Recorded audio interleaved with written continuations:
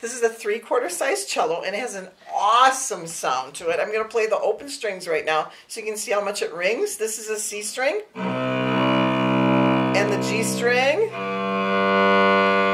and the D string, and the A string. Okay, this is the Bach Minuet.